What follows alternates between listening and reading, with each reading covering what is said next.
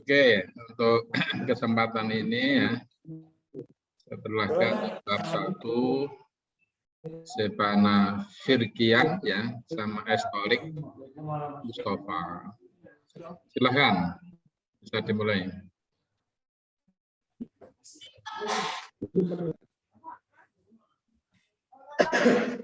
Bisa terlihat di layar itu? Oh ya, sudah. Bismillahirrahmanirrahim. Assalamualaikum warahmatullahi taala wabarakatuh. Waalaikumsalam warahmatullahi. Waalaikumsalam. Oke, pada kesempatan kali ini saya dan Estorik Mustafa Ahmad akan mempresentasikan mengenai bab 1 buku Anwar Sadat yang berjudul Perbandingan Sistem Politik dan Pemerintahan. Ini nama buku Anwar Sadat. Nah, buku Anwar Sadat, judul bukunya Perbandingan Sistem Politik dan Pemerintahan, yang nulis Anwar Sadat, tahun terbitnya 2017, jumlah halaman 247 halaman, jumlah bab 6 bab. Nah, pada kesempatan kali ini saya akan mereview bab pertama dari buku Anwar Sadat yang berjudul yaitu pengertian dan ruang lingkup perbandingan sistem politik dan pemerintahan. Nah, politik dan pemerintahan, mata kuliah ini mengantarkan mahasiswa mendefinisikan pengertian dan ruang lingkup perbandingan sistem politik dan pemerintahan yang disampaikan oleh para ahli sehingga mahasiswa mampu menarik benang merah dari beberapa definisi tersebut. Jadi saya akan menjelaskan bahwasanya politik dan pemerintahan merupakan dua hal yang tidak dapat dipisahkan dan selalu mendapatkan tempat yang khusus di setiap negara. Politik pemerintahan itu adalah dua konsep yang berbeda tapi sebenarnya iya benar. Dipisahkan dan selalu mendapatkan tempat yang khusus di setiap negara. Hanya saja pemerintahan lebih memilih peran lebih tinggi walaupun pemerintahan adalah bagian dari politik.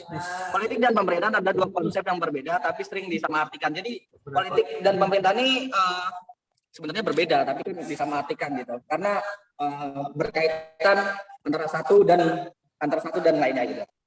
Nah, penggunaannya keduanya memiliki objek kajian yang sama yaitu negara. Tapi keduanya berbeda dalam memandang negara politik, melihat konteks yang melatar belakangi berlangsungnya relasi negara dengan masyarakat. Pemerintah mempelajari relasi negara dengan masyarakat. Selanjutnya. Nah, perbedaan antara sistem politik dan sistem pemerintahan nih. Bukan Anwar Sadat ini menjelaskan bahwasanya perbandingan pemerintahan yang biasanya mengacu ke studi tentang berbagai negara, bangsa di Eropa dan fokus tadi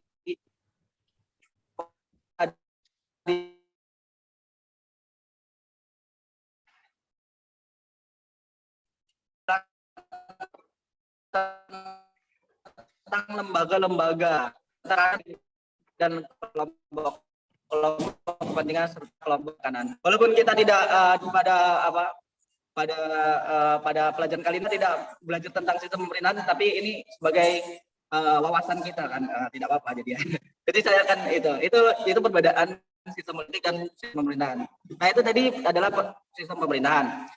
Dan yang disedangkan tadi badan politik itu mempelajari kegiatan-kegiatan politik dalam cakupan lebih luas, termasuk mengenai pemerintahan dan berbagai organisasi yang tidak secara langsung. Ya, benar. Ya, terus aneka organisasi yang tidak, yang tidak. Jadi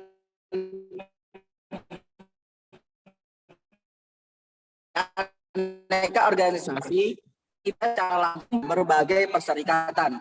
Dalam hal ini nampak bahwa studi perbandingan politik mencakup di dalamnya yaitu kajian terhadap perbedaan pemerintahan. Itu adalah perbedaan antara sistem politik dan sistem pemerintahan.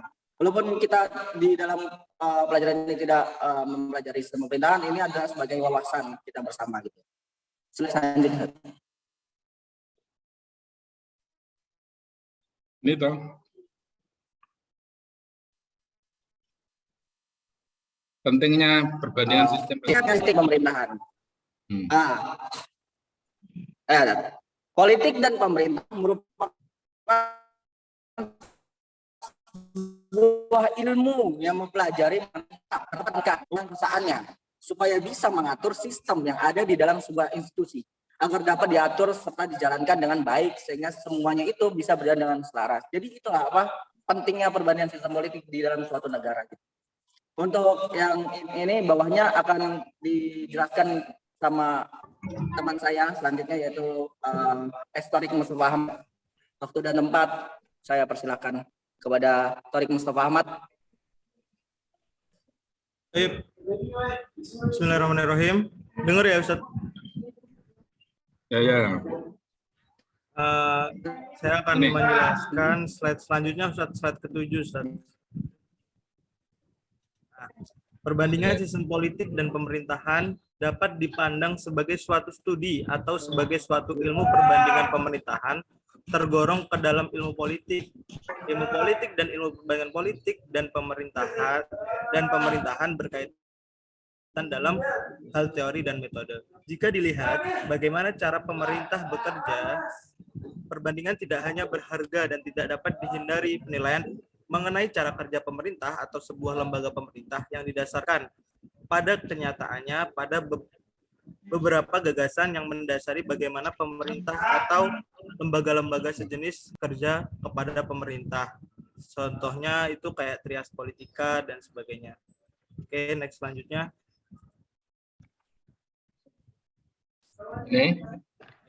Ruang lingkup perbandingan sistem politik dan pemerintahan. Saat ini, ruang lingkup ilmu perbandingan pemerintahan menjadi lebih luas sejalan dengan bertambahnya bagian-bagian yang tadinya bukan dianggap masuk ke dalam pemerintahan menjadi bagian-bagian dari pemerintahan. Jadi dulu itu ilmu perbandingan pemerintahan dan perbandingan politik itu ranahnya dikit gitu. Seiring berjalannya waktu bertambah gitu. Mungkin nanti Ustadz Fajar bisa nambahin apa contoh-contohnya gitu. Baik, untuk slide selanjutnya Ustadz. Nah, fokus perhatian atau penekanan utama dari studi perbandingan pemerintahan dapat dibedakan dalam 3 fase. Pertama yaitu fase konstitusionalisme yang terjadi hingga kira-kira perang dunia kedua. Konstitusi-konstitusi secara berangsur diperkenalkan di Eropa dan Amerika Latin. Kedua yaitu fase behavioralisme, terutama selama tahun 1960-an. Behavioralisme awalnya berhasil dalam studi politik nasional, khususnya di Amerika Serikat. 3 yaitu fase neo-institusionalisme yang dimulai tahun 1970-an dengan pengakuan bahwa setiap hal dapat dimengerti, dipahami melalui studi perilaku, namun struktur-struktur juga penting. Jadi ada 3 fase ya penekanan dari perbandingan pemerintahan. Gitu. Next. Kesimpulan bab 1, tujuan mempelajari pelajaran perbandingan sistem politik dan pemerintahan adalah sesuai perkataan Dr. Randes Pramuji MPA.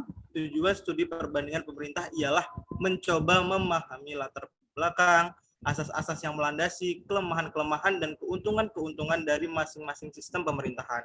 Manfaat studi atau ilmu perbandingan pemerintahan adalah melalui studi atau ilmu ini dapat dikembangkan, dibina suatu sistem pemerintahan yang sesuai, benar dengan waktu dan ruang, dan lingkungan yang ada di sekitar kita. Dan lebih khusus lagi, sesuai dengan kepribadian kita, dengan studi atau ilmu perbandingan pemerintahan atau sistem politik, maka kita dapat menentukan persamaan-persamaan dan perbedaan-perbedaan di antara berbagai sistem pemerintahan yang ada di dunia ini. Jadi kan setiap sistem itu beda dari satu negara ke negara lain, walaupun ada yang sama sistemnya, cuma mesti ada bedanya gitu. Jadi bab 1 dari buku Anwar Sadat menyimpulkan bagaimana apa tujuan kita mempelajari ilmu perbandingan pemerintahan dan sistem politik dan apa aja gitu fase-fasenya dan sebagainya Ustaz gitu. Baik, mungkin sekian Ustaz dari kami. Ya, terima kasih atas penjelasan ya dari bab 1. Saya akan berikan catatan standar saja. Ya. Pertama yang harus ketika mempresentasikan itu mohon dijelaskan tentang identitas buku. Ya. Buku Anwar Sadat perbandingan sistem politik itu coba dibuat di satu poin ya, satu poin itu menjelaskan tentang judulnya, terus penulisnya, penerbitnya ya, terbitnya edisi berapa, kemudian berapa bab itu di situ. Kemudian bab satu, terus syukur dijelaskan bab satu apa sampai sekian bab yang menjadi tugas resensi buku antum, biar memahami buku ini secara komprehensif. Kemudian yang kedua, setelah itu masuk di bab satu. Apa sih poin-poin penting yang harus disampaikan dalam bab satu? Itu berarti kan kalau ada bab satu, ada namanya subbab. Ya. Subbab satu itu apa saja? Itu kan nanti mesti tertulis ya. Bab 1 halaman berapa, subbab berapa. Kalau saya tangkap ini ya, subbab 1 itu pertama bab 1 pengertian dan ruang lingkup perbandingan sistem politik dan pemerintahan. Subbab pertama pengertian perbandingan sistem politik dan pemerintahan. Betul nggak kemarin saya jelaskan? Bedanya sistem politik dengan pemerintahan. Sistem politik itu lebih luas. Pemerintahan itu lebih sempit. Ya. Nah, kalau sistem politik bisa bicara tentang pemerintahan dan bukan pemerintahan. Makanya ada namanya suprastruktural, ada infrastruktural. Suprastruktural itu diantaranya pemerintahan dalam arti luas, atau pemerintahan dalam arti sempit. Pemerintahan dalam arti luas itu apa? Yang disebut dengan suprastruktur itu yaitu siapa? Yaitu legislatif, eksekutif, yudikatif. Pemerintahan dalam arti sempit itu apa? Ya eksekutif, presiden sampai desa, itu namanya eksekutif. Karena dijaga. Ini kurang lebih ya, nanti coba masuk tadi yang kedua, maka ini mestinya kan harus seragam ya. Kalau ini subnya pengertian perbandingan itu berarti yang kedua apa? Oh, pentingnya perbandingan sistem politik dan pemerintahan. Pengertian perbandingan dan pemerintahan serta perbandingan pemerintahan. Coba yang sebenarnya bagaimana itu subnya? Di siapa itu tadi? Sepana sama Torek ya. Subjudulnya apa saja itu di subbab ya. Di bab 1 itu kan membahas tentang pengertian dan ruang lingkup perbandingan sistem politik dan pemerintahan. Di bukunya itu yang dijelaskan apa saja subbabnya itu. Pengerti apa? Silakan Tarik sama Sepana tadi. Halo. Ya, di buku coba antum cek di bukunya itu. Di buku antum. Subbab pertama apa, subbab kedua apa, silakan. Cari beneran lagi bukunya. Oh, gitu. Ya itu tolong di subbabnya ini, karena saya agak aneh aja. Maksudnya di sini ada perbandingan, pengertian perbandingan sistem politik dan pemerintahan ya. Kedua sudah bicara perbedaan. Ini ketiga masih pentingnya bisa awal. Terus yang keempat itu kembali lagi pengertian perbandingan dan pemerintahan serta perbandingan pemerintahan. Atau ada penjelasan? Ada Ustaz, di buku ada pengertian tersebut. Ustaz. Jadi, memang urutannya begitu? Iya Ustaz. Coba dibaca, baca. Nah, untuk urutannya seperti ini pertama. Ya. Itu pertama pendahuluan, itu deskripsi singkat, relevansi, capaian pembelajaran dan. Bentar. Yang bab 1 aja. Yang bab 1. Itu bab 1 saat. Ya, silakan. Yang kedua pengertian perbandingan sistem politik dan pemerintahan. Terus adanya pentingnya perbandingan sistem politik dan pemerintahan. Yaitu habis itu ruang lingkup perbandingan sistem politik dan pemerintahan. Manfaat ilmu perbandingan pemerintahan. Habis itu tujuan perbandingan pemerintahan. Habis itu rangkuman, latihan, daftar pustaka. Fokus ini. Hanya fokus sendiri. Ini subbab tersendiri apa penjelasan dari bab tertentu, subbab tertentu? Itu subbab dari bab 1. Subbabnya bab 1. Dan. Coba makanya untuk memudahkan ya, ke depan itu, ketika bicara bab 1 itu terdiri dari apa? Terutama ini sudah betul ya. Tujuannya apa? Bab ini mengantarkan mazhab di Finika. Terus poin yang kedua itu pada bab 1 ini yang dijelaskan terdiri dari poin-poin tadi. Pengertian, perbedaan, dan seterusnya itu. Biar kita tahu alur ya, alur pemikirannya itu. Baru kemudian dirinci masing-masing subbabnya atau semacam di apa namanya di garis bawahi ya.